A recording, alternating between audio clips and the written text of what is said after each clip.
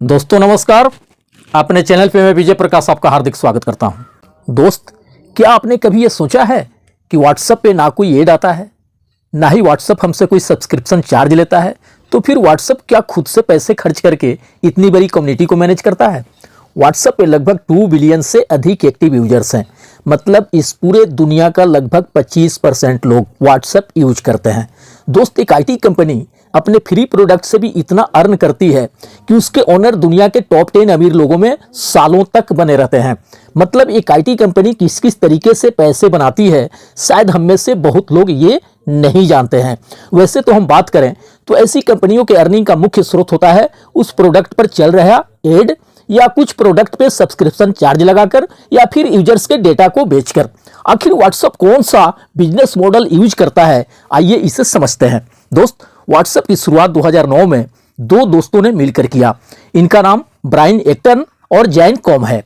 इससे पहले ये याहू में काम कर रहे थे। व्हाट्सएप को बनाने का आइडिया इनके दिमाग में तब आया जब कोई इंपॉर्टेंट काम या जिम करते वक्त भी इन्हें फोन रिसीव करके लोगों को बताना पड़ता था कि मैं अभी बिजी हूं। इन्होंने सोचा क्यों न एक ऐसा ऐप डेवलप किया जाए जिससे लोग हमारे करंट स्टेटस को बिना बताए समझ सकें। इन्होंने सिर्फ करंट स्टेटस अपडेट करने के उद्देश्य से इस ऐप को डेवलप किया। पहले व्हाट्सएप में सिर्फ स्टेटस का ही फीचर था, लेकिन इन्होंने देखा कि लोग स्टेटस के माध्यम से ही एक दूसरे से अपनी बात शेयर करने लगे।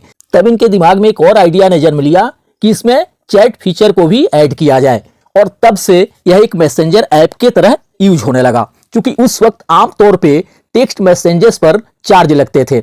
इसका भरपूर फायदा व्हाट्सएप को मिला। अगर 2009 में मैसेंजर ऐप की बात करें तो मार्केट में एक ऐप था BBM यानी ब्लैकबेरी मैसेंजर, लेकिन व्हाट्सएप आसानी से इससे आगे निकल गया। इसका मुख्य कारण यह था कि BBM सिर्फ ब्लैकबेरी मोबाइल में ही यूज हो पाता था, लेकिन व्हाट्सएप को किसी भी स्मार्टफोन में यूज कर सकते थे। अगले 2 वर्षों में ही व्हाट्सएप टॉप 10 में आ गया ऐप स्टोर में। उस वक्त व्हाट्सएप के पास काफी छोटी टीम थी, लेकिन व्हाट्सएप अकाउंट बनाने के वक्त जो वेरिफिकेशन कोड आता है उसका चार्ज व्हाट्सएप को काफी भारी पड़ जाता था, क्योंकि उस वक्त एक मैसेज का भी चार्ज लगता था। इस वजह से व्हाट्सएप ने अपने यूजर्स को $0.99 चार्ज करना शुरू किया। इसके बावजूद भी व्हाट्सएप के यूजर्स की संख्या बढ़ती जा रही थी और 2011 में ही ये ऐप स्टोर की टॉप ऐप बन गया। 2016 में इसे पूरी तरह फ्री कर दिया और अभी तक यह फ्री ही है। मात्र 3 सालों में ही व्हाट्सएप एक प्रॉफिटेबल कंपनी बन गई। व्हाट्सएप की पॉपुलैरिटी को देखकर इन्वेस्टर्स की संख्या भी बढ़ती गई और टॉप आईटी कंपनीज की नजर व्हाट्सएप पर पड़ने लगी, क्योंकि मैसेंजर ऐप के रूप में इसके आसपास भी कोई ऐप नहीं था। दोस्तों, कहा जाता है ना कि जब आपके दिन अच्छे हों तो सहयोगियों की कमी नहीं रहती। व्हाट्सएप को खरीदने के लिए गूगल जैसी कंपनी ने भी प्रयास किया, लेकिन बात नहीं बनी। बट फेसबुक इसके लिए लगा रहा। एक वक्त था जब ब्रायन एक्टन याहू में 9 साल काम करने के बाद फेसबुक में जॉब के लिए अप्लाई किए थे और उन्हें रिजेक्ट कर दिया गया था फेसबुक द्वारा। लेकिन 2014 में उसी फेसबुक ने इनके बनाए गए ऐप व्हाट्सएप को $19 बिलियन में खरीदा। लेकिन ब्रायन एक्टन की ईमानदारी को सैल्यूट है। इन्होंने फेसबुक के साथ काम करने को स्वीकार तो कर लिया, लेकिन साफ शब्दों में कहा कि हमारे यूजर्स के प्राइवेसी के साथ खिलवाड़ नहीं होना चाहिए। इनका हमेशा से यही मकसद था, अपने यूजर्स को बेस्ट सर्विस देना, उनकी चैट एवं मीडिया को प्राइवेट रखना और ऐप पे कोई भी ऐड या गेम नहीं चलाना। अब व्हाट्सएप के एम्प्लॉई फेसबुक के एम्प्लॉई बन गए थे। फेसबुक ने प्रॉफिट को लेकर प्रेशर देना शुरू किया, लेकिन ब्रायन एक्टन भी अपने वसूलों के पक्के थे। इन्होंने 2017 में इस्तीफा दे दिया फेसबुक से। दोस्तों, सफलता ऐसे ही नहीं मिलती। फेसबुक में मिली रिजेक्शन से वो मायूस नहीं हुए थे और तब मेहनत करके बड़ी सोच के साथ व्हाट्सएप जैसे ऐप का निर्माण किया। वो चाहते तो यूजर्स के डेटा को सेल करके अरबों रुपये कमा सकते थे, लेकिन इन्होंने अपने यूजर्स से वादा किया था उस पर अंतिम दिन तक खड़े रहे। और इंसान को अपना एटीट्यूड कुछ ऐसा ही रखना भी चाहिए। खैर, ब्रायन एक्टन ने एक नया ऐप फिर डेवलप किया जिसका नाम सिग्नल रखा। ये बिल्कुल फ्री है, लेकिन आज हम बात कर रहे हैं व्हाट्सएप और इसके बिजनेस मॉडल के बारे में। 2018 में व्हाट्सएप ने बिजनेस ऐप लॉन्च किया जिस पर अपने बिजनेस प्रोफाइल को बनाकर अपने बिजनेस के लिए यूज किया जा सकता है, कोई भी लिंक ऐड किया जा सकता है। इसमें बिजनेस एपीआई के माध्यम से मल्टी ऐप एक दूसरे से कम्युनिकेट कर सकते हैं। इसमें एक और प्रॉफिटेबल फीचर ये है कि बिजनेस ऑटोमेटिक शिपिंग कंफर्मेशन या अपॉइंटमेंट रिमाइंडर शेड्यूल या सेंड कर सकते हैं। ये रिप्लाई 24 घंटे के अंदर अगर की जाए तो ये फ्री है, लेकिन इसके बाद के लिए कुछ चार्ज लगता है। अगर इंडिया में बात करें तो लगभग 30 पैसे। इस फीचर का यूज उबर, नेटफ्लिक्स, Booking.com, मेक माई ट्रिप, सिंगापुर एयरलाइंस जैसी कई कंपनियां करती हैं। ये व्हाट्सएप बिजनेस का मॉडल सक्सेसफुल रहा।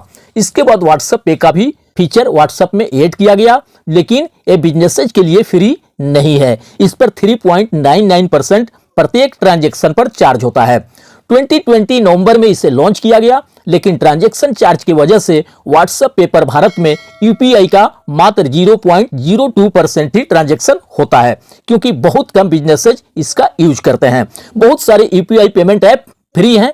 अगर इंडिया में बात करें तो व्हाट्सएप सबसे पॉपुलर ऐप में से एक है और इंडिया से व्हाट्सएप बहुत अच्छा बिजनेस कर लेता है। अगर सिर्फ इंडिया में बात करें तो लगभग 68.4 मिलियन 2019 में इसका रेवेन्यू रहा, लेकिन ये टोटल उसका प्रॉफिट नहीं है, क्योंकि लगभग 34.3 मिलियन तो इसे अपने एम्प्लॉय को ही पे करना पड़ा और लगभग 13 मिलियन लीगल फीस, प्रोफेशनल फी और बिजनेस प्रमोशन में इसने यूज किया। व्हाट्सएप बिजनेस का विस्तार इंडिया में काफी तेजी से बढ़ता जा रहा है और उम्मीद है ई कॉमर्स के क्षेत्र में भी व्हाट्सएप जल्दी ही उतरने वाला है, क्योंकि 2020 अप्रैल में फेसबुक ने $5.7 बिलियन रिलायंस जियो में इन्वेस्ट किया, मुख्य रूप से रिलायंस जियो मार्ट में। दोस्तों, ओवरऑल अगर देखें तो मैसेंजर ऐप के रूप में यूरोपियन और एशियन मार्केट में व्हाट्सएप के टक्कर में अभी कोई नहीं है, लेकिन यह भी देखना काफी दिलचस्प होगा कि फेसबुक अपना फेसबुक ऐप वाला डेटा सेलिंग का बिजनेस मॉडल व्हाट्सएप में कब तक यूज करता है। ये वक्त आर्टिफिशियल इंटेलिजेंस का चल रहा है, लेकिन अभी तो ये शिशु अवस्था में है। अभी बहुत कुछ होना बाकी है। आने वाले समय में व्हाट्सएप, फेसबुक, गूगल, अमेजॉन जैसी कंपनीज को रिप्लेस करने के लिए दुनिया में रोज नए नए रिसर्च हो रहे हैं। अभी बहुत कुछ देखना बाकी है। आने वाले समय में आईटी कंपनीज का ही बोलबाला होने वाला है। इनके प्रोडक्ट्स का यूज सिर्फ जरूरत ही नहीं, लोगों की मजबूरियां भी होने वाली हैं। लेकिन सीखना होगा ब्रायन एक्टन से कि जिस कंपनी में उनको रिजेक्शन का सामना करना पड़ा, उसी कंपनी द्वारा $19 बिलियन का ऑफर मिला उनके द्वारा बनाए गए प्रोडक्ट के लिए। उन्होंने फेलियर और रिजेक्शन से निराश ना होते हुए अपने वैल्यू पर काम करना शुरू किया और उसी कंपनी से सम्मान लेने के लिए मजबूर किया। और कुछ केस स्टडी के साथ जल्द ही मिलते हैं। अगर वीडियो अच्छी लगी हो तो लाइक जरूर कर दें और अगर चैनल पर नए हो तो सब्सक्राइब भी कर दें। आपके उज्जवल भविष्य की कामनाओं के साथ मिलते हैं नेक्स्ट वीडियो में। थैंक यू दोस्त, धन्यवाद।